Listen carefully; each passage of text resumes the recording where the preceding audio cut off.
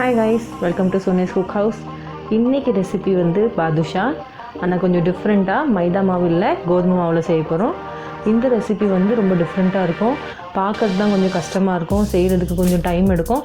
ஆனால் டெஃபினட்டாக மைதாவில் செஞ்சதை விட பெஸ்ட்டாக இருக்கும்.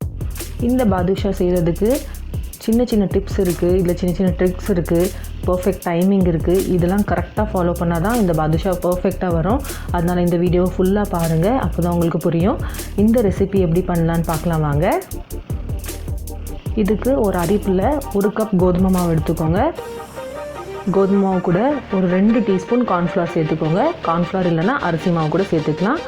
ஒரு 1/4 டீஸ்பூன் உப்பு, ஒரு 1/4 டீஸ்பூன் வந்து பேக்கிங் சோடா. இது வந்து சும்மா டேஸ்ட்டுக்காக தான், ஒரு பிஞ்சு போட்டால் கூட போதும். இதை நல்லா அரைச்சி எடுத்துருங்க. இதில் வந்து லம்ஸ் இருக்கக்கூடாது, நல்லா ஃபைன் பவுடராக இருக்கும். இதை வந்து ஒரு பவுலுக்கு ட்ரான்ஸ்ஃபர் பண்ணி எடுத்துக்கோங்க. இதில் ஒரு 4 டீஸ்பூன் எண்ணெய் விட்டுக்கோங்க. உங்கள்கிட்ட எண்ணெய் இல்லைன்னா பட்டர் கூட மெல்ட் பண்ணி போட்டுக்கலாம். அதுக்கப்புறம் ஒரு 3 டீஸ்பூன் தயிர் சேர்த்துக்கோங்க. தயிர் வந்து நல்லா கெட்டியான தயிராக இருக்கணும். இதை போட்டு நல்லா மிக்ஸ் பண்ணி விட்டுக்கோங்க. எண்ணெயும் தயிரும் மாவில் நல்லா படுற மாதிரி நல்லா ரப் பண்ணி விட்டுக்குங்க. மாவை நல்லா மிக்ஸ் பண்ணிகிட்டே வாங்க. நீங்கள் பார்த்தீங்கன்னா நல்லா புட்டு மாவு மாதிரி ஆயிரும். இதை பிடிச்சிங்கன்னா அது அப்படி பிடிக்கிற மாதிரி வரும். அதுக்கப்புறம் உதிர்த்தி போட்டு விட்டுக்கோங்க. இதில் வந்து கொஞ்சம் வாசனைக்காக கொஞ்சோண்டு ஏலக்காய் தூள் சேர்த்துக்கிறேன். ஒரு 1/2 டீஸ்பூன் இருக்கும் அது. இது நல்லா மிக்ஸ் பண்ணி விட்டுட்டு இதில் கொஞ்சம் கொஞ்சமாக பால் சேர்த்துக்கோங்க. நல்லா மிக்ஸ் பண்ணி விட்டு இது கொஞ்சம் சப்பாத்தி மாவு பக்குவத்துக்கு இது வரணும். கொஞ்சம் கொஞ்சமாக பால் சேருங்க. நான் இதில் வந்து கிட்டத்தட்ட ஒரு 1/2 கப் பால் சேர்த்துருப்பேன். இது கொஞ்சம் பிசைஞ்சிட்டே இருந்தீங்கன்னா நல்லா சாஃப்டாக சப்பாத்தி மாவு பக்கத்துக்கு வந்துடும். நல்லா பிணைஞ்சிக்கிட்டே இருங்க. ஒரு 2 மினிட்ஸ் ஆகும்.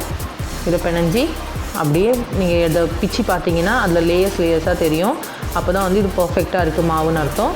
நீங்கள் பிச்சு பார்த்தா தெரியும், அதில் லேயர்ஸ் தெரியுது. இப்போ மாவு என்னோடது பர்ஃபெக்டாக இருக்குது. இதை அப்படியே மூடி போட்டு ஒரு 30 நிமிஷத்துக்கு ஊற வச்சுருங்க. இதுக்கு நடுவில் நம்ம வந்து சுகர் சிரப் பண்ணிடலாம். ஒரு பாத்திரத்தில் 1 கப் சுகர் எடுத்துக்கோங்க. அதுக்கு 1/2 கப் தண்ணி ஊற்றுக்கோங்க.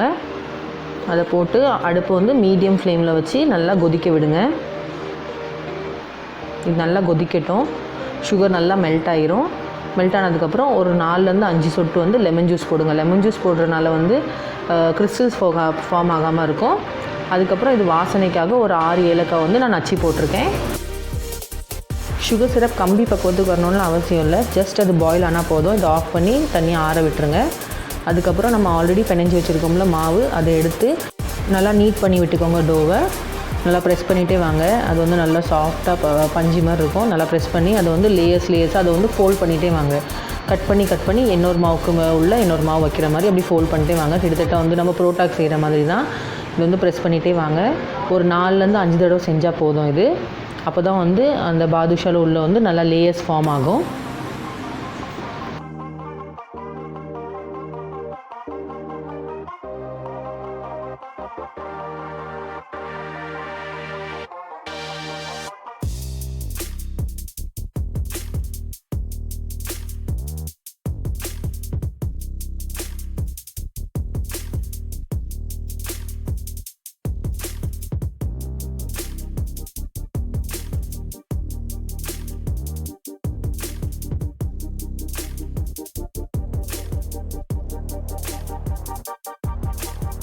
இது வந்து சின்ன சின்ன பீஸாக கட் பண்ணிக்கோங்க. உங்களுக்கு என்ன சைஸில் வேணுமோ அந்த சைஸில் கட் பண்ணிக்கோங்க. இது கட் பண்ணதுக்கப்புறம் பார்த்தீங்கன்னா அதில் ஆட்டோமேட்டிக்காக லேயர்ஸ் ஃபார்ம் ஆகிருக்கும். ஸோ அதனால் நீங்கள் லைட்டாக உருட்டி சென்டரில் ஒரு ப்ரெஸ் பண்ணாலே போதும். இதில் நல்லா வெடிப்புலாம் வந்திருக்கு. ஸோ மாவு பக்கம் கரெக்டாக இருக்குதுன்னு அர்த்தம்.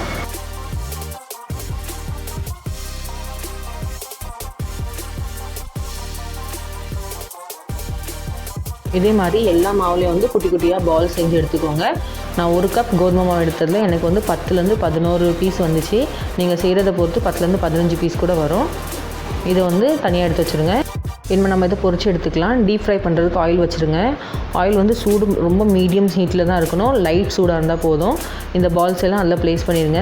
நீங்கள் வந்து பார்த்தாலே தெரியும் ஆயில் ஹீட்டாகவே இருக்காது. போட்டாலே லைட்டாக பபிள்ஸ்லாம் வரும்.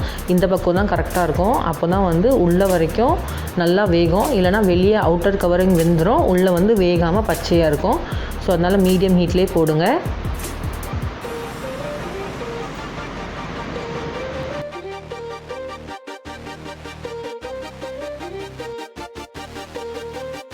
2 நிமிஷம் கழிச்சு பார்த்தீங்கன்னா இது ஆட்டோமேட்டிக்காக மேலே ஃப்ளோட் ஆகும்.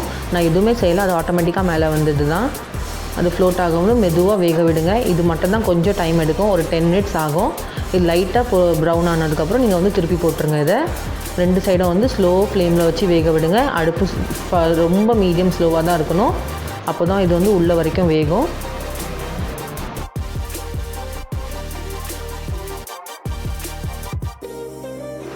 இதில் இருக்க கிராக்ஸ் பார்த்தாலே தெரியும் பாதுஷா வந்து பர்ஃபெக்டாக வெந்துட்டுருக்கு. சப்போஸ் நீங்கள் ஹை ஃப்ளேமில் வச்சுருந்தீங்கன்னா ஆயிலில் ரொம்ப சூடாக இருந்துச்சுன்னா வெளியே ப்ரௌன் ஆயிரும், இப்படி கிராக்ஸ்லாம் விழாது. அதே மாதிரி உள்ளே வந்து மாவு பச்சையாகவே இருக்கும். இது வந்து ஆயில் வந்து செட்டில் ஆயிரும், பபிள்ஸ் வராமல் இருக்கும். அப்போ வந்து பர்ஃபெக்டாக பாதுஷா ரெடி ஆகிட்டுன்னு அர்த்தம். அதுக்கப்புறம் நீங்கள் வந்து அதை எடுத்துருங்க. இதை எடுத்து டைரெக்டாக சுகர் சிரப்பில் இதை போட்டுருங்க. அதே மாதிரி சுகர் சிரப் வந்து லைட்டாக ஹீட்டாக இருக்கணும். ரொம்ப ஆறி இருந்துச்சுன்னா லைட்டாக அடுப்பில் வச்சு லைட்டாக சூடாக இருந்தால் கூட போதும்.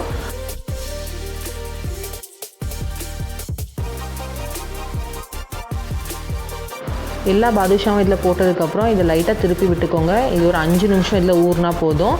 சுகர் சிரப் வந்து உள்ள வரைக்கும் நல்லா அப்சர்வ் ஆயிரும். இது ஒரு 5 நிமிஷம் வரைக்கும் ரெஸ்ட் கொடுங்க இதுக்கு.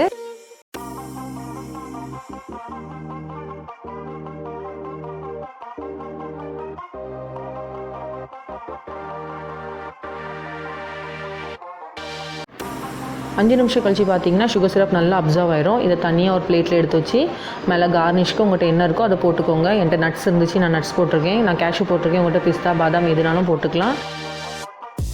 ரொம்பவே டேஸ்டியான கோதுமை பாதுஷா ரெடி ஆகிடுச்சு. இதை பார்த்தாலே தெரியும், கண்டிப்பாக வீட்டில் செஞ்ச மாதிரி இருக்காது, கடையில் வாங்கின மாதிரி தான் இருக்கும். நான் இதை உடச்சி காமிக்கிறேன். இதை பார்த்து பாருங்கள் எவ்வளோ கிறிஸ்பியாக இருக்குது. மேலே இதை பிச்சு பார்த்தா உள்ளே தெரியுது, அவ்வளோ லேயர்ஸாக இருக்குது. அதே மாதிரி சுகர் சிரப் உள்ள வரைக்கும் நல்லா அப்சர்வ் ஆகிருக்கு. இந்த ரெசிபி கண்டிப்பாக உங்கள் வீட்டில் ட்ரை பண்ணிட்டு எனக்கு ஃபீட்பேக் கமெண்ட்டில் சொல்லுங்கள். இந்த வீடியோ பிடிச்சிருந்தால் லைக் பண்ணுங்கள், ஷேர் பண்ணுங்கள், என்னோடய சேனலுக்கு சப்ஸ்கிரைப் பண்ணுங்கள். தேங்க்யூ.